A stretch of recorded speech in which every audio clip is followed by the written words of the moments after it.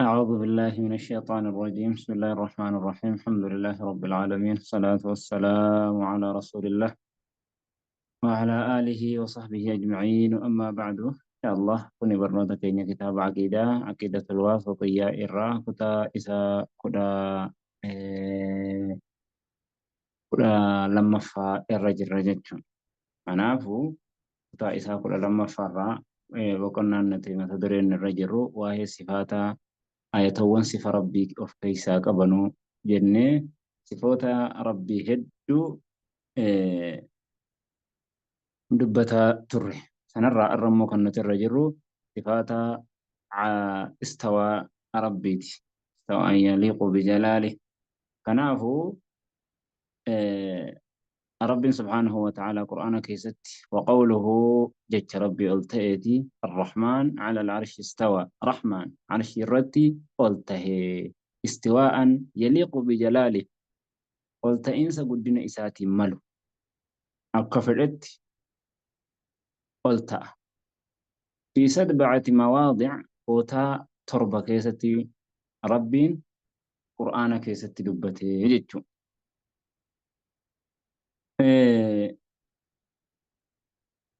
بوتا تربة كيستي إني jalqabaa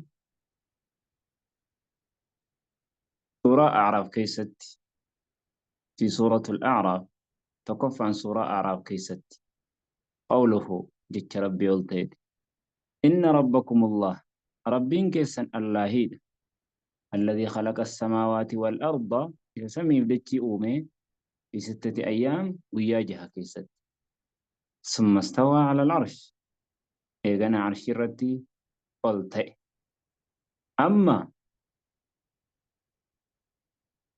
في 6 أيام وياجها كيست أسرها إيغال وياجها كيست ججون إيه وياجها كيست ويا جها كيست ربين أوم إن ربكم الله الذي خلق السماوات والأرض في 6 أيام وياجها كيستي ربين سمي في دجي دبم الرئيسان أرقم سيس تولچه بريچه سكان دريسه كان غمبسا غده أومي سمي ونهندا يوججوس دجي تربس سمي تربس في 6 أيام قيو ما جها كيستو قدري قيا جها كيس ورجل جرا لا قدري قيا جهاتي متي قيو ما جها كيستي أومي ربين قدري مالف جنة وفركنا ما نجرو ولما ورما أما جرورا وري أكس فسروا جرا على السنة والجماعة جرات ورما أكس تفسروا جرا في 6 أيام قدري قيا جها كيس قدري سنة سافدن متي في 6 أيام قيا جها كيس ربينو في 6 أيام جرا قيا جها كيس آية ثم استوى إيجانا قلتي ثم كان ديسنه معنى واستوى ورين قرنس جرا على السنة والجماعة جرات لا انتو ثم استوى إيجانا قلتي ربينو ثم استوى جرا متي إيجانا قلتي ماله واستوى قلتي إهنجن إيجانا جتشتي ثنا ديدو جرا الله أكيدره إسي جرانو ثنا ديدو جران انتو أكبر بارت ربي رابطة تينيا إيجانا قلتي أرشيرتي قلتي إيجن في 6 أيام قويا جها كيستي مدان هنجي أيامتي ربين قويا جها كيستي جري كأيامنا التي نعرف أكما قويوان نتبيك نوكنا سبتي الحدا سنين 3 4 5 إذا جنو كانوا أيام من نتبين نوكنا عليه ربين سبحانه وتعالى في 6 أيام قويا جها كيستي جري دبت جتشو أكاسي أكا ورنا هو مال جران في 6 أيام كوني نكرا قد أي ربين دبتي نكرا في معرفة يجو وان بكما تكو وصوني في وان بكما تكو جدي أكا قويتي هراكنا جدي أكا سمجن لكن ربين أكو مولي قد قويا جها كيستي وان جدي في وان بكما قويتي نتبيك نكنا تأس انتها جدا وسيمين رحمة الله عليه كانت دبتي جدو قويا جها كان جني كوني jalqabni guyyattii nuti beeknu kuni guyyaa alhadaati jedhan akhirris immoo guyyaa juma'aati jedhan guyyaa jaha miti guyyaan saftii keessa hin jiru jechuudha guyyaa afur dachii uumee guyyaa lama samiidhaaf kenna سورة فصلت كيسة ربين غرغر باسي أوفي مال جري في 4 أيام وبارك فيها وقدر فيها أقواتها في 4 أيام سواء للسائلين ثم استوى إلى السماء وهي دخان فقال لا وللأرض ائتيا طوعا أو كرها قالتا فقضاهن في 7 سماوات في يومين قال سمي قيا لما دتي قيا أفر كيستي راوة ربي هايا ثم استوى على العرش إيغنا عرش الرد إيغنا ثم ترتيبك النتي eeguma samii dachii uume kana booda arshii irratti immoo rabbiin ol ta'e jechuudha. Istawaa jechuun alaa ol bahe jechuudha. Digalee arshii ka jennu kuni ijoo yookaan gombisa makluuqa hundaan marfamee argamuun arshii jenna. Digalee arshii ka jennu. Arshiin kun maalirraa akka uumamtee eessa akka uumamtee laa na'lam nuti hin beeknu harkan kenninu. Maaliif jennaani nabii rabbii irraa hadiisni sahiihni arshiin kanarraa uumamee ka jedhu hin jiru. Laakiin nuti wanni nu beennu irra guddaa makluuqaa nuti beeknurraa irra guddaa makluuqa uumama rabbii ta'uummoo ni mirkaneessina. Akkasi. Arshii jechuun sireedhaan jedhan akka beeknutti. Laakiin arshiin asirratti sireedha arshii laakiin samii fi dachiirra immoo bal'aa guddaadha qaama kana hundarra. Ayata kana keessatti sifaata rabbiirraa sifa hedduu jenna laakiin as keessatti immoo kan taphachiisaa dhufne maali istiwaa ol ta'insa rabbii arshii irratti ahlus sunnaa wal jamaa'aani ni amanan rabbiin arshii irratti ol ta'ee jira istiwaa'an yaliiqu bijalaalihi jenna yeroo hundaa'u ol ta'insa guddina isaatiin malu ol ta'insa ilma namaatiin walitti hin fakkaatu jennee dhabamsiisuun dirqama. Fakkeenyaaf ma'anaan istawaa yoo kan fakkeen gaafatamtu taate yoo gaafatu taate ma'anaan istawaa maalii ahlus sunnaa wal jamaa biratti akkaataa afuritti dhufee jira. Tafsiirri hiikkaan istawaa jechi istawaa jedhu kun hiikkaan isaa salaftootarraa afur hiikkaa afuriin dhufee jira. Alaa tokko qabadhaa. على لمفان ارتفع سدفان سعيدا أفرفان استقر جتشو على وارتفع وسعيدا كجن كوني معناه نساتكم على وارتفع وسعيدا واستقر هيك أفرن كانك أبا توان لكن على وارتفع وسعيدا كجن كوني هيك نساتكم قلته توك استقر جتشوني ثبت أجرت قلت إنسان سنرت ثبت لغة عربية كيست سير لغة أفان عربا كيست استوان كان الراهن بات غاف على دان دبرفت على دا ولتي متني غاف دفي هي كاس أفران كان قفا كنجد سير لغة أفان عربا كيست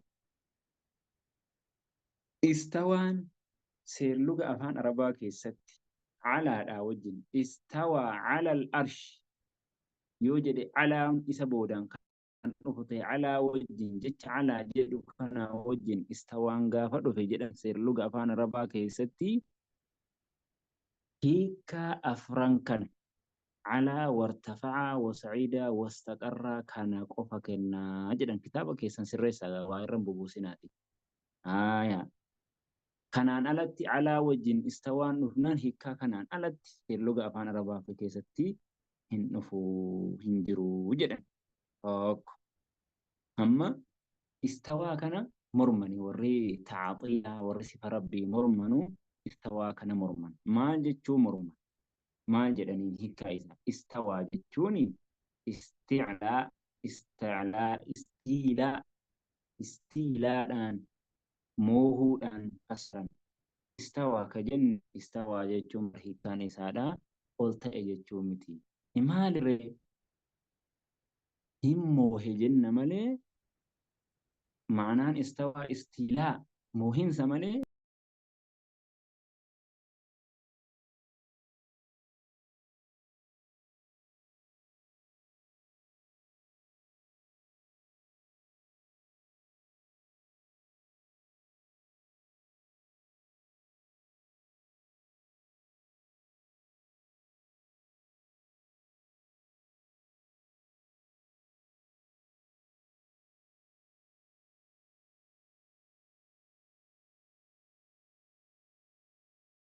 abada jechuudha.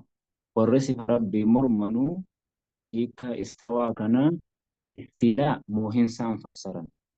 Moohinsaan fassaran. Summa istawaa ala al-arshi jechuun summa istawlaa alayhi jedhan. Eegana irratti moohi malee maal ragaa godhatanire? Ragaan isaanii hoo maali isaan? Sigalee ragaan isaanii kuni maal jedhan? Maali ragaan keessan? Istawaan ma'anaa istawlaa ta'uu irratti ragaan maali yoo jedhanii jecha shaaciree wahii fidatan. Suni maali? استوى بشر على العراق من غير سيف أو دم مهراق جدا. قد استوى بشر على العراق إشراك بشر موهجر عراق الرد سيفي تقملت إيجا قدينة قملت بشر نمني جدمو بعراق الرد موهجر جدا بشر من مروان جدا. استوى نتمال معناه إيه استولات بيتينكم ما قربا عربا ورا عربا سمنسا عربا وهي الراهي جدا سيقال. لكن استوى نسي قلت هي أصون تاني نمو هججودا كنافو سيرلوغا فان عربا كيست كن أرقميرا جدا. استوى معنا استولات فسرون أرقميرا جدا توك يوكا هو جدا أصوني في ربين أرشي رتي قلت هججو سبجيسني معناه سلا إسن ورّي السنة والجماعة جتنو كان يوسف بتشيف علوي استقرار كجنو كان ربين أشي اتهاج مجتشو لأنو قبطا جدا كن مو وان فكان جدا. يو ربين هم قلت جنة أنا راوانو قبطو جدا. ربين جسمي قبا واني توقوان توقرت yeroo ol ta'u waan jismii qabu wahiiti. Kanaafuu rabbiif kana hundaa rabbiif hin sabachiisnu. Gaafa rabbiin immoo arshii irratti ol ta'e jenne ammas daangeffamaa wayiiti. Waan tokko irratti gaafa ol baate ati daangeffamtee jirta. Wanta tanaan daangeffamtee jirta. Sigalee namni tokko gaala irratti yeroo bahe duddu magaalaa qofa irratti daangeffamee jira. Rabbiin mahduudi ta'uu malaa jedhanii waan sadeen kanaan ishkaala sitti godhan. Sigalee kanaafuu araddii isaan irra gochuudhaaf wanni nu qabatu nutis waa sadii. Tokkoffaani kan isin istawaa maanaa istawlaatiin kuni tafsiira salafaa hiikaa salaftoonni nu duraa sahaabaan usmanni taabi'aa taabitoonni ittiin fassaree wal dhabaa. Tafsiirri isaan irratti walii galan afran hamma jenni sanaan wal dhabaa.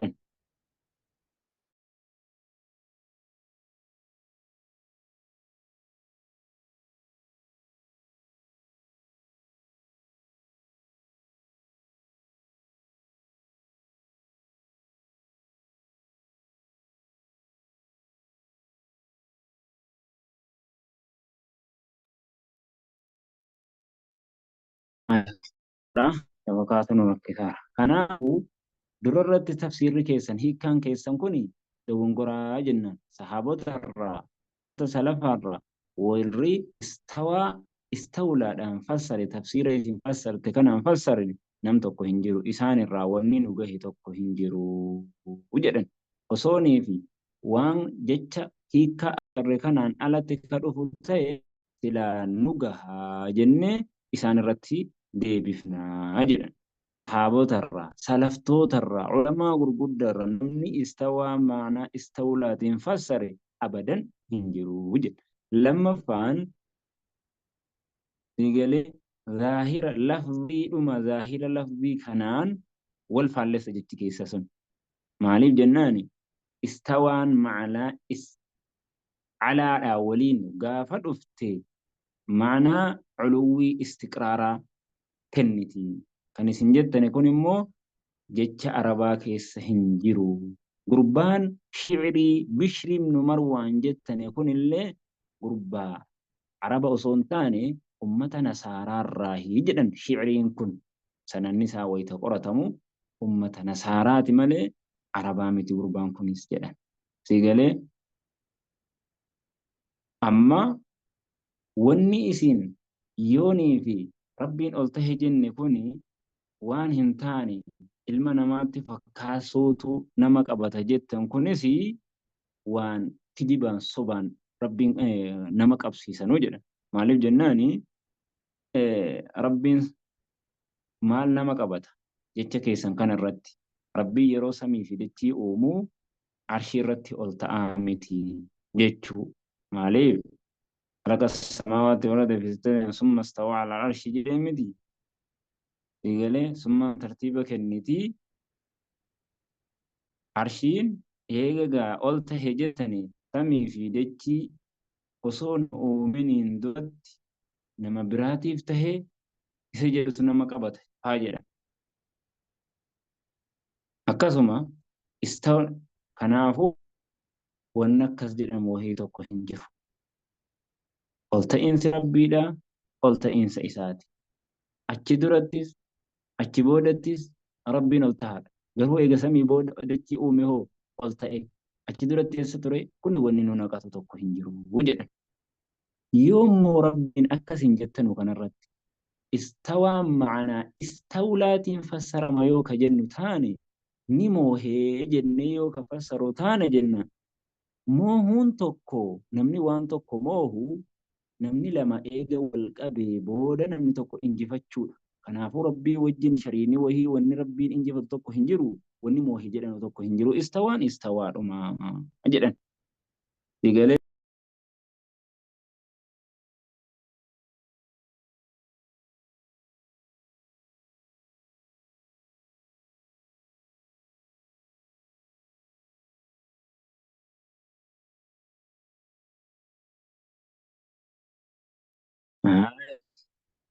waa'ee bayitii kan isaanii walaloo fidatanii sanas walaloon keessan eessaa fidanii sanada gurbaa sanaa kan isin odeessitan kana mee nuu galchaa eessaa akka dhufe bayitiin sun walaloon sun kan isin ragaattiin fidattan sun mee eessaan fide nuu fidaa jennan. Egalee kanaafuu yoonii fi rabbiif immoo istawaa kana ol tahiinsa isaa isaan raggaasifne taane qaama wahii waan qaama qabu jechuun nu qabata ka isin jettan sunis wanni hundinuu kitaaba rabbiirraa sunnaa rasuula rabbiirraa wanni jiru dhugaa waan qur'aanaaf hadiisa irra jiru qabachuun dirqama.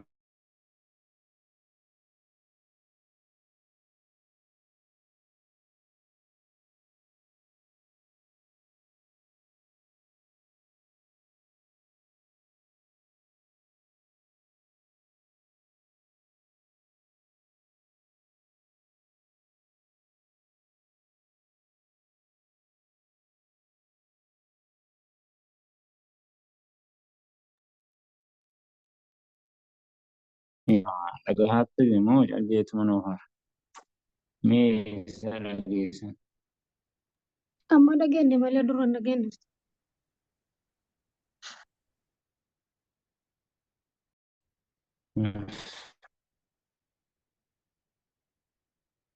Kanaafuu haala akkasiitiin isaan irratti deebisnaa jechuu gabaabsaneetuma dhiisna. Haala akkasiitiin isaan irratti deebisna. Kanaafuu imaamu Maalik akka jedhe istawaa namumaanuu waan akkanaa odeessu waa'ee istawaa rabbii nama odeessu wanni jettuuni ati ol ta'iinsa rabbii waan rabbiin qur'aanaaf hadiisaan hime egalee gaafa rabbiif rasuula irraa wanni tokko dhufe fudhachuun dirqama waan ta'eef fudhachuu qabda. Kanaafuu ol ta'iinsa rabbii keessa wanni nama naqu tokko hin jiru. Imaamu Maalik gurbaan tokko dhufee gaafatee استوان ربي دا أكمي ربي نكمل قلت هجناني الاستواء معلوم جدين إمام مالك قلت إنس ربي بكمال والكيف غير معقول جدي أكاتاني سامو بكمامتي والإيمان به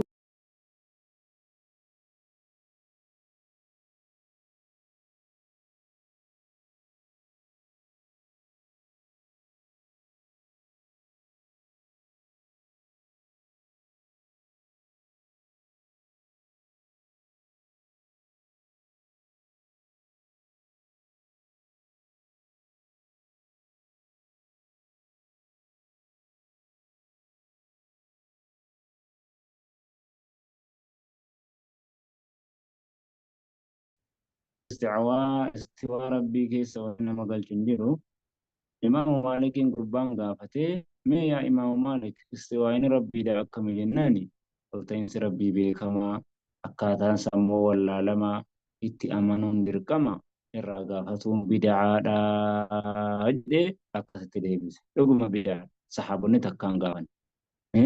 Uummanni taabi'ootonni atbaa'u taabi'in namni hundinuu hin gaafane. Isin jecha akkanaatiin maaltu isin fide? Waan akkana namarratti wal fakkaatu maaltu isin fide? Kanaaf rasuulli hadiisa keessatti wayita waan mutashaabiha namarratti wal fakkaatu faana deemu wayita argitanii warra qalbii isaanii jal'oodha jedhee jenna.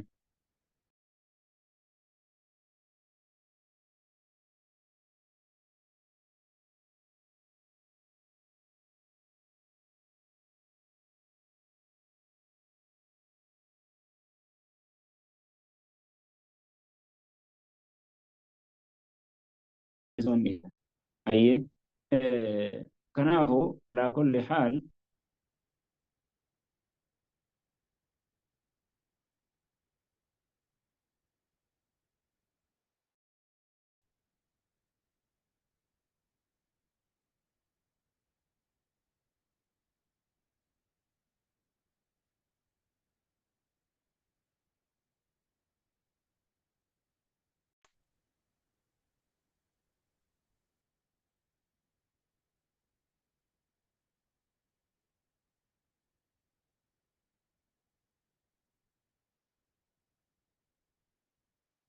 على كل حال لتركنس نركسيرا فان جتا ديبسا إسان رتكتني ودافي جتي كيسان كوني ظاهرة قرآنات والفلسة لما فاني إجماع صحابة هند هوتو فلسة لما سلفاني ديبسا كيساني في لغة عربي فاكست استوى معنى استولات هندفني أكسما وللون اسم اترقا قدتني في الدنكوني sananni isaadha waan ragaa nuuf hin taane jenna. Afuraffaanii waan hin taanetu jechi keessan kun jecha faallessaa diin faallessaadha jenna.